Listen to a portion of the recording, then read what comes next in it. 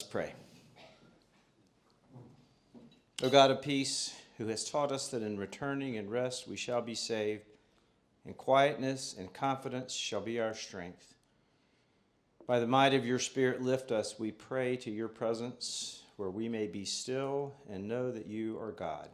Through Jesus Christ our Lord. Amen. Good morning.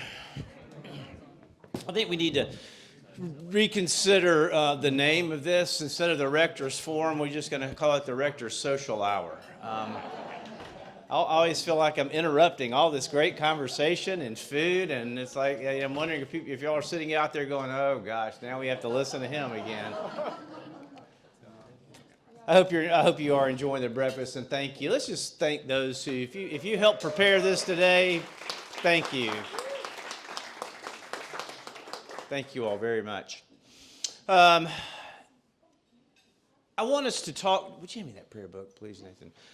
I want us to have some conversation, and I want to share a few. Nathan and I are going to share a few things with you about hope, and which is something that I believe is absolutely essential, not only to the Christian life but to being a human being.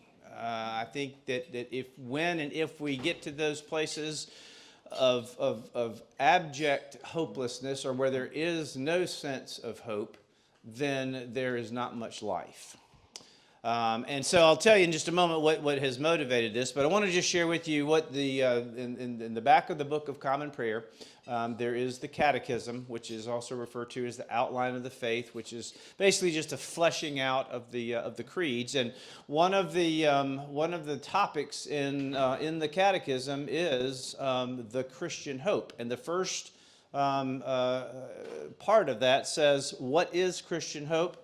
The Christian hope is to live with confidence in newness and fullness of life, and to await the coming of Christ in glory and the completion of God's purpose for the world."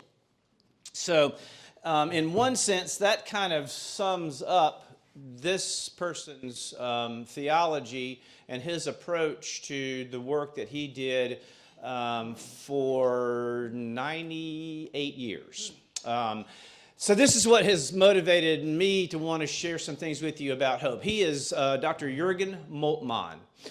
He just died this past week at the age of 98 after a very lengthy career as a writer and as a theologian and as someone who is recognized for his brilliant mind. And has become best known for his work and his thinking and his writing on Christian hope.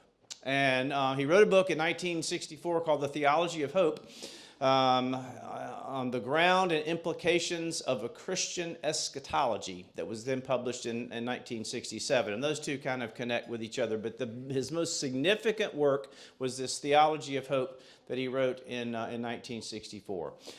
He, over the years, became looked upon and regarded as being one of the not only most widely read theologians, but one of the most important theologians of not only the 20th century, but of this part of the 21st century in which he lived.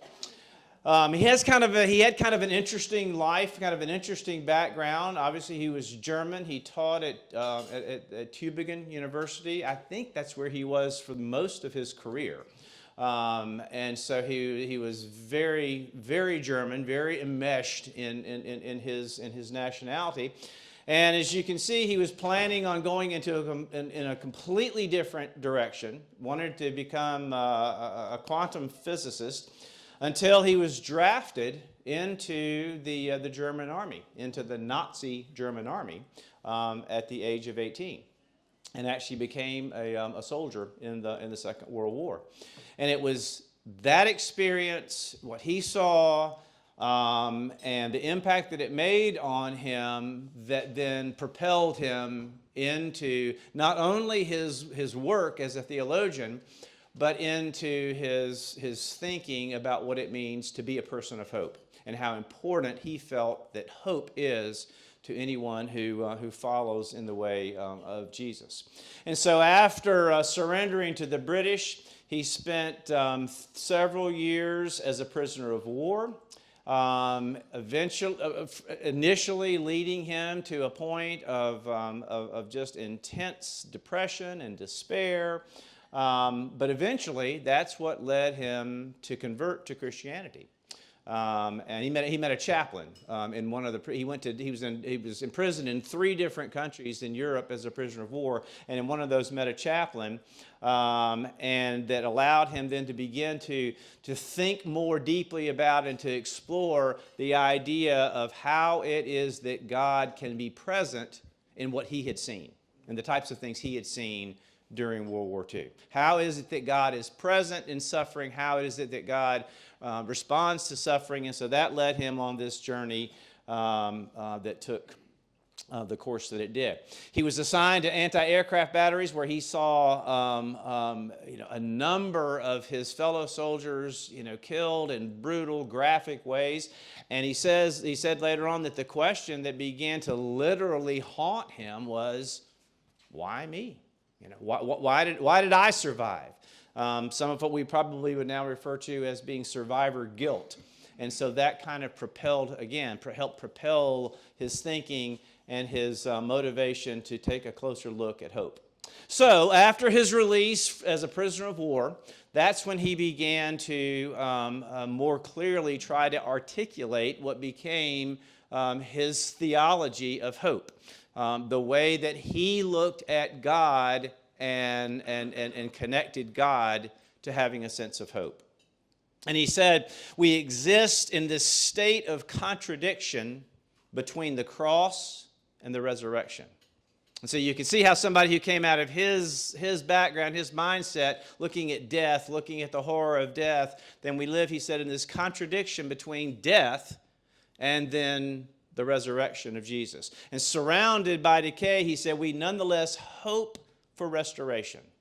A hope that he then describes as being something that we see more clearly, and that he described as being by the foreglow of the resurrection. So he always connected, and again, I think my impression is he always went back to his own experiences of seeing the horror, the destruction, and the intense level of violence that he experienced and participated in, then as he began to think more about death, new life, ongoing life with God through Jesus Christ. I began, he says, to understand the assailed Christ. Again, the Christ who suffered, the Christ who had to carry his own cross to his place of death, the Christ who died, who takes the prisoners with him on his way to resurrection. The assailed Christ who takes the prisoners with him. I began to summon up the courage to live again, he said, seized by this great sense of hope. So I think it's always helpful when someone is able to articulate something in a deeply passionate and theological way when it comes out of their own stuff. It's not the ivory tower. Oh, I just became a PhD and I was appointed to the faculty at a prominent one of the leading universities in the world, the University of Tübingen, and I developed this theology of hope because I read the Bible a lot and I studied about Jesus, his death, and his resurrection. This came out of his own stuff, serious stuff. Of participating in, as we all know, in one of the most significant events that has taken place in the world in world history. Why, he says, is Christian. So he began to think more about. He thought that there was a deficit in the thinking and the study of God and how it was that people were thinking about God. Why, he says, his Christian theology allowed the theme of hope to escape. Are not God's promises, he said, and human hopes, I love this, the scarlet thread running right through all of the Bible. So he didn't just limit it to the New Testament, even though his focus was on the on the cross and resurrection, he's tracing it through the entirety of the Bible, taking it back to even the prophets in the Old Testament, who he said were promising that there would be something else. That this is not it, and we're going to get to that in just a moment. Excuse me. Christian faith, he said, is founded in the hope of the resurrection of the crucified Christ. So after you eat this great breakfast, if you walk out of here with nothing else today, you say, well, my priest was talking about this dude named Jürgen Moltmann, and this is the essence of it right here, okay? This is your elevator speech, all right? Christian faith is founded in the hope of the resurrection of the crucified. Notice that he adds that. The hope of the resurrection of the crucified Christ. Death leading to something else. Horror leading to something. Suffering leading to something else. One of the other books that he wrote is titled The Crucified God. Is that right, Nathan? I think it's The Crucified Christ. Crucified Christ, in which he talks about how it is that, talks about God, that it was God on the cross. So he's always pointing to the crucifixion. So during the 6 decades and 40 books that he ended up writing, he kept on pushing this theology of hope. How it is that we connect hope to God. Even trying to, again, through this book that I just mentioned, rethink and recast some of these major topics in how we think about God that included the cross, salvation, the Trinity, the Holy Spirit, creation, etc., etc. Hope, he says, is not something to be confused with simple optimism. Real Christian hope, again, begins with Christ's resurrection and the promise of something new. So it's not just optimism. It's not just a feel-good thing. It goes much deeper. You have to connect hope to Jesus Christ as Christians. We're connecting our sense of hope and of what we believe will happen, not only to us, but to this creation, this world that God has created, that there's something else that's going to happen. There will be a fulfillment of what happened. The God-forsaken Son of God stands right next to you and me. The God-forsaken Son of God stands right next to all of us who at times feel God-forsaken. Now, if I were to ask, have you ever felt God-forsaken, you don't raise your hand, you need to come see Nathan and me and make a confession this week. Okay? We've all felt it, haven't we?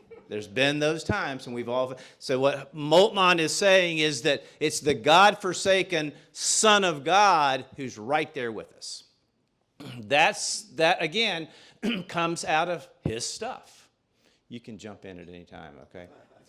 You're on a roll. I don't think that... All right, so 2 themes that emerge from Moltmann's writing and his theological thinking. Pretty basic stuff. God's right there with us. Where is God? That classic theological question. When something when twin towers fall and thousands of people die, when the world is at war as it was in his lifetime, when Hamas and Israel can't seem to resolve their 100+ year or however many year conflict, God's right there. Where's God? God's there in the suffering. Not always easy to see, as we know, not always easy to identify, and sometimes we flat out want to say, well, I don't think God was even there at all. Well, what Moltmann says is yes. And then the second theme is God's promise of a perfected future. That the death and resurrection of Jesus then is leading to something else. It is about, again, as we'll see in a moment, it is about right now, but it's also about what is to come. I'm going to let Nathan say something about that in theological terms that's called eschatology. Would you say a little bit about that? Yeah. I wanted to jump in on that. So, many of you may have heard the term eschatology. Many of you may have not. Eschatology is one of those really, dense theological terms that comes from the Greek. And so in Greek, one of the words that's used for age is eschaton.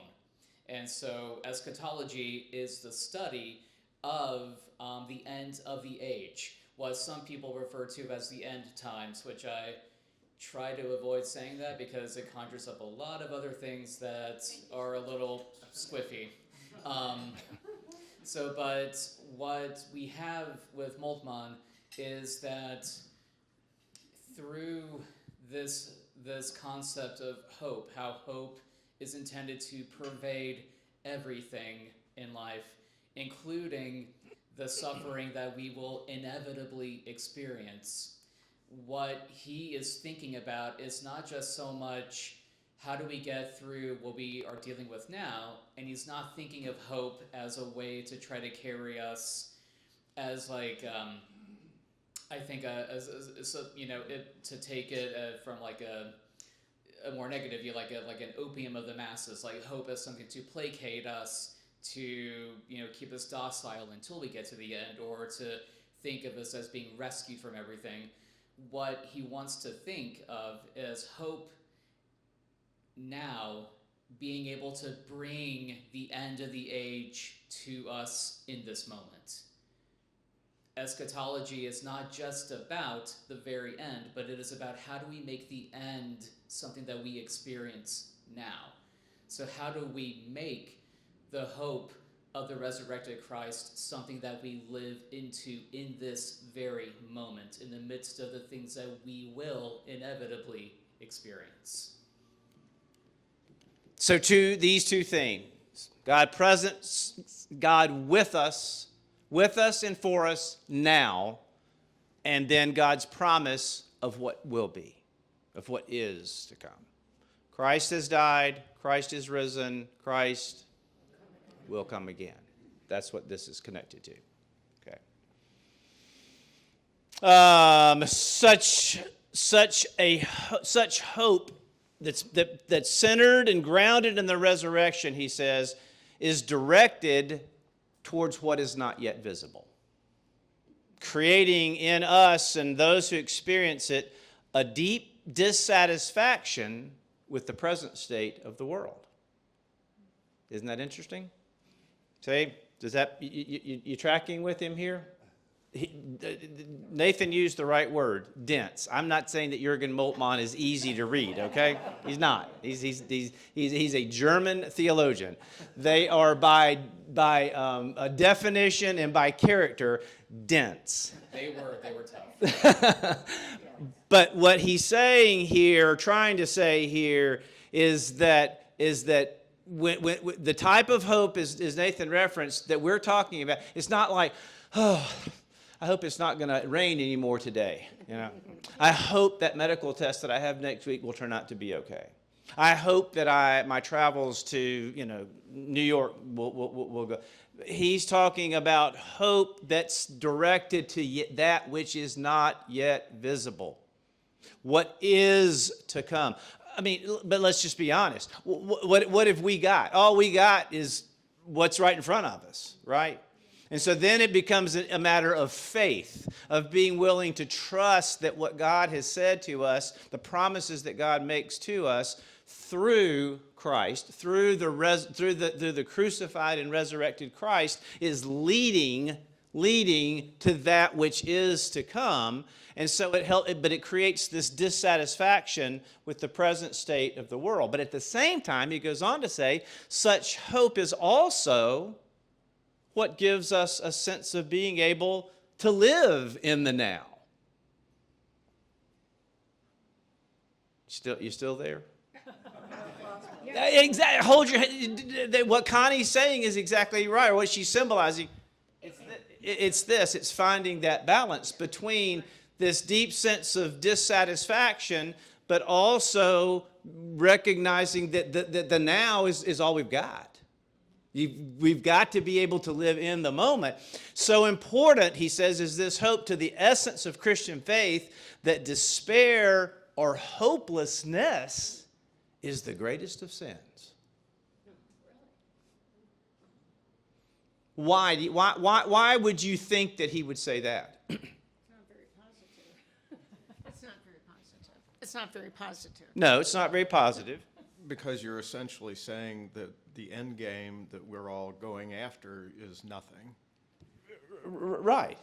You're basically you're denying the hope of the resurrection, right? I mean, every time we worship, every time we do anything that involves, as we will do today, as we do whenever we worship, we stand up and we affirm what we believe. Well, if we say, well, I believe all this, but I don't think there's anything to this, If I live a life of despair, or if I just think that there is nothing that's going to come, then not only is it maybe part of the sin in his word is that you're just lying, because you're standing up and saying that you believe something that you really don't believe. Well, and also part of it could be I don't know. I had the words for it a second ago. It's maybe a refusal to believe that God will act. And so in saying that God will not act or cannot act, then you're denying the very agency that God is, that God is working on your behalf. So despair, I think it's the language that's here of the greatest of sins. I think it's accurate, but also we need to understand what sin means, and that it's not that you've done necessarily something wrong or sinful, but that you have so far missed the mark of the nature of God and who God is that you've denied the very essence of God, and so you've removed yourself in some way from the ultimate essence, the source of hope. And that's what makes it so devastating when you are in despair. And I think to that point, too, then remembering that sin, one of the basic definitions of sin is anything that takes you away from God, that distances us from God. And so living a life of despair and hopelessness would certainly do that. So he talks about how the power of hope is found in what is to come, in the coming of God, in the way in which this world as we know it will be transformed, will be changed, will be something at some point in time that it is not now. And again, I think that comes out of his stuff, out of seeing the horror of violence, the horror of a dictator, the horror of what we know, what we believe, what we hear what we read in Holy Scripture tells us that what we are experiencing now is part of something that will be something different when the reign or the kingdom of God is fulfilled. All the theological efforts of my life, he said, have been dedicated to an ecumenical Christian theology of the coming of God. So he was not just focused on any one denomination or any one particular church, but on how it is that he could bring the people of Christ, all Christians, together to talk about the coming of God. In human beings, he said, knowledge of the living God awakens a thirst and a hunger for life. It makes us dissatisfied with what we are, and it impels us to look for a future in which more life will enter what we already have. Again, there's something more to this. We will enter into a fuller, deeper relationship with God. Hopefully at every funeral you hear that. Through the liturgy that we have in the Book of Common Prayer, through what some somebody like Nathan or me says, hopefully that's part of what we're trying to say, is that that person has now moved into a different relationship with God. That's a more full relationship in which we hopefully will have some understanding of what the heck this is all about, right? And what the heck this has all been about. All right. Philip Yancey is a spiritual writer who's also written a number of books, and I appreciate what he says here. He says, in a single sentence, Jürgen Moltmann expresses the great span from Good Friday, the crucifixion, to Easter, the resurrection. It is, he says, in fact, a summary of human history, past, present, and future. And then he quotes Moltmann, God weeps with us so that we may someday laugh with God. I love that. God weeps with us. And again, back to that shoulder to shoulder. You know, God's with us in that despair. God's with us in that hopelessness, weeping with us so that someday we may laugh and share in that fuller life with God. All right, the last thing that I wanted us to do is to, before we talk and see if we can answer any questions that you might have, would be, I want you just to hear a little bit from of Moltmann. And interestingly, this was something that was filmed at our cathedral, at Christ Church Cathedral, a number of years ago. When he apparently was here, I think it's going to show what the name of the lecture. It must have been some sort of lecture series, but it was apparently very well attended. And he was downtown at the at Christ Church Cathedral, and then so I wanted you to hear just a little bit from him, and then hear some comments that are made after that.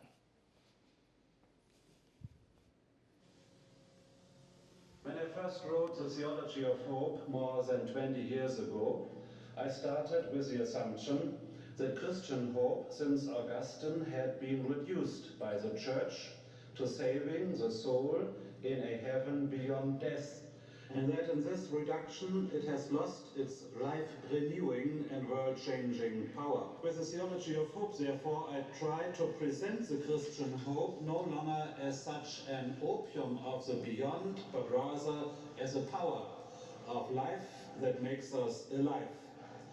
To accomplish this purpose, I focused then on the biblical promises of the new creation, the resurrection of the body, the new heaven, and especially the new earth in which the righteousness of God lives. Because there was in the Christian tradition no hope for the society, we neglected the society. And because there was no hope for the earth, we neglected the earth and abandoned the earth to the destruction which we see around us now everywhere. And therefore it was high time to open Christian hope for an all-embracing power. This theology of hope has been a most creative and a most important voice to be heard at a time when, frankly, we didn't quite know in the 60s whether there was any hope, whether Christianity was capable of facing the multiple crises which had occurred in the Western world, the way in which secularization had nibbled away at the confidence of the Christian churches. And I think for there to be a theologian sounding such a strong note has been tremendously constructive for the churches. How did you come to be a theologian? Well, this is a mystery I still try to discover and to understand. When I was a boy of 14, World War II started, and my intention was to study mathematics and physics because I was fascinated by Einstein and modern discoveries of physics, etc. And then I was 16, and the whole class from school was drafted to the anti-aircraft batteries in Hamburg in 43.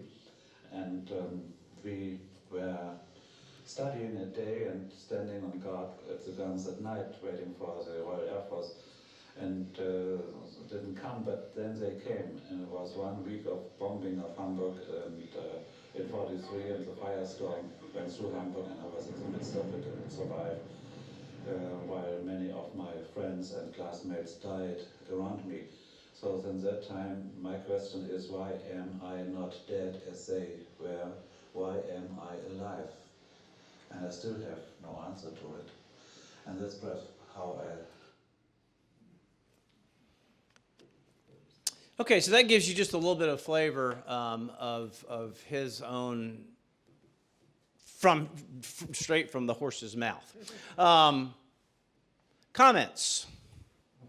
Questions?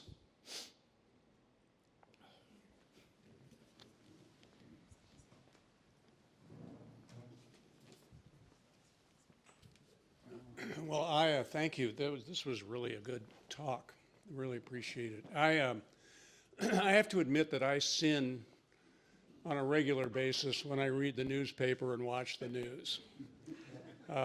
My default is to just think the worst of what's happening, to enter that despair and loss of hope.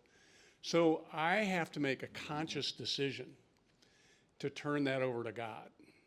And that's the thing. I can't just do it automatically. I have to say to myself, look, God's part of this whole thing. And somehow he's doing what he's going to do, or she, and I don't understand it, but it's all going to be okay. And I'm just curious if anybody can ever attain that state of being where sin is not a default. I mean, being human, it helps me to read the Old Testament and know that humanity has been the same ever since the beginning of time, that I'm not alone in this. But it's just, I just wish it could be an automatic thing where I could take a final exam, check a box, and not have that happen when I read the newspaper.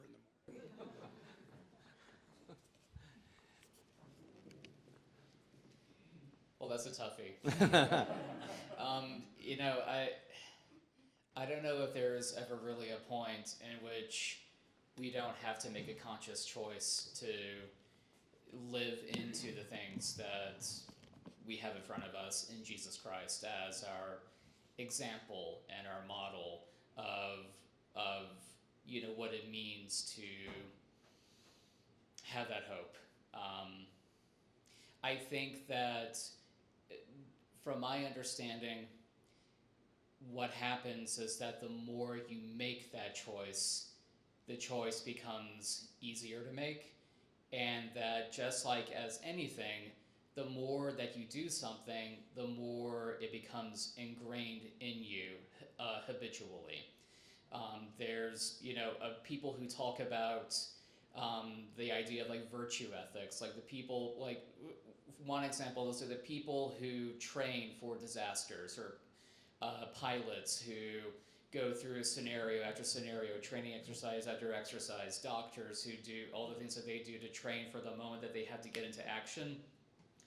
That is one way of thinking of how we move through our life as well, that we make a conscious effort and choice to continually train ourselves into making the right response, and that as we do it more and more, it will become part of our nature more and more.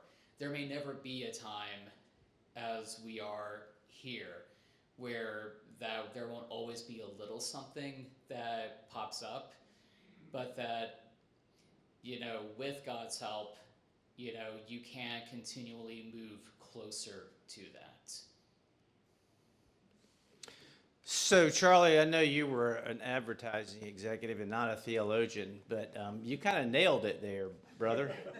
Because I think what you're saying really cuts right to the heart of what Moltmann was trying to say. And also, I mean, I think we, you know, if we take it back to the beginning, to the first, you know, chapters of the book of Genesis that tell a story of God's creation and of the creation of humans and of the fall, and that knowing that we all sin, right? I mean, we are not going to be able to get past that part of it. And I think if you think about what that priest who was talking about Moltmann after we heard Moltmann say about how important it was for his theology to be developed during the 60s, you know, at a time when there was there was a whole lot going on, you know, and where people thought, well, you know, maybe our country's falling apart. We're at war in Vietnam. We've got race riots. We've got buildings being, et cetera, et cetera. Well, I mean, not a whole lot different right now, is there? So you look at this, you know, finding hope, looking for hope. The development of theology of hope, I think, is something that we're always on. It's a lifetime of searching for. And as we also all know, what is most often thrown out at us because it apparently sells or is attractive is things that lead us to feel despair and hopelessness, right? I mean, as we all talk about all the time, turn on the local news, you know, turn on the national news. What do we see? You know, contentiousness, fighting, violence, car accidents, homicides. You know, very seldom are we holding up those things which go, wow, that's beautiful. That's what God's all. So I think it's that ongoing struggle, and I think that's what Moltmann was trying to help point to, is that you live, that Connie Lord held her hands up. We're trying to find that balance between the now and what is to come, and how we live in the now and not fall into the pits of despair and hopelessness.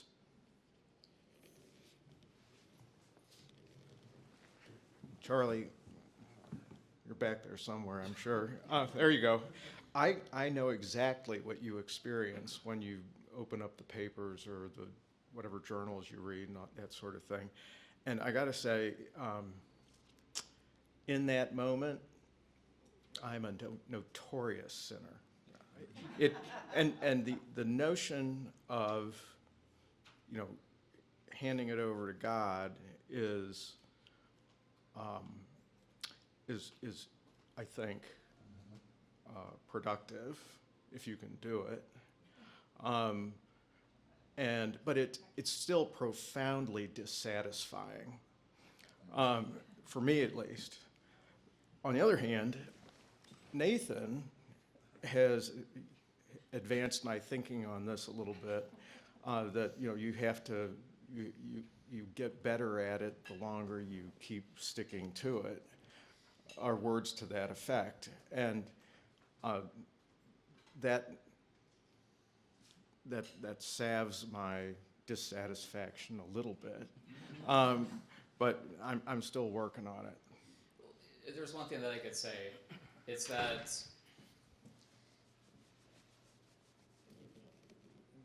so we have to continually make the choice to not fall into despair or hopelessness.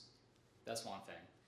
But, you know, whenever we encounter news that is, you know, not, you know, something that like a homicide, when we encounter those things that destroy the sacredness of life, that, you know, don't look at it, a proper response for it may not be hopelessness, but it is still possible to have grief, but be hopeful. Because I don't think that God is satisfied with what is seen a lot in the world now either. And we saw with Moltmann's theology, God is a God who weeps with us in the midst of those things. And so, you know, it is one thing to say that nothing good will ever happen, but it is another thing to be able to acknowledge the moment now and to say how terrible it is and to have grief over that, but then to understand that there is still, as David has said, you know, there is more at stake. There's more to come. And that God is always walking with you in those moments.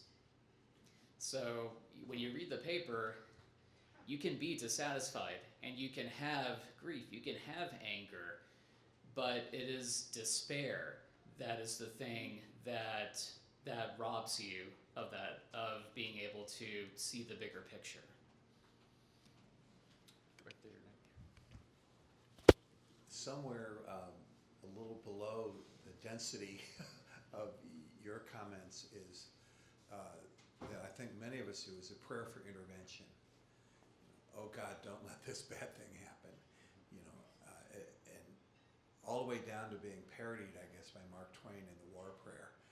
You know, oh God, let us make widows of their wives and that sort of thing. But I do think we all say, you know, oh God, let us, you know, it's a little on a little higher level than, oh God, let us win the game. But it really is sort of, help us here, you know, that sort of thing. Yeah.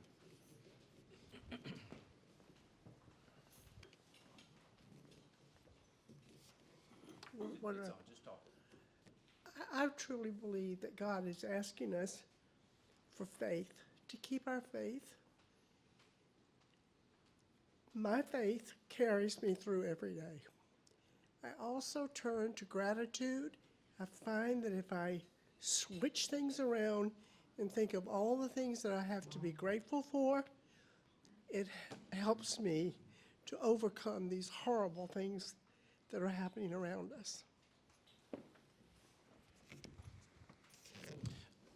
What is Jody, who's the head of the Sowell? Jody Sowell, who some of you may have heard talk here, I've heard him give a presentation a couple of times when he's talking about the history of St. Louis and of where we are now. And he uses a term called a narrative of decline that he says he feels like that many people may have just kind of fallen into. And I think that there's something to be said here for that. It's easy to kind of fall into that narrative of despair, the narrative of hopelessness, the narrative that it's always going to be bad. It's always going to be this way. And again, to use steal part of his thunder, is that there is a way to move beyond that. And I think that's what Moltmann is talking about. That when we ground ourselves in who we are as those who say that we believe in, follow, and as we talk about today, as I talk about today in my sermon, imitate Jesus, that we are then gives us something to help break us out of that narrative of decline, that narrative that takes us down into a place where we feel hopeless, where we feel a sense of despair.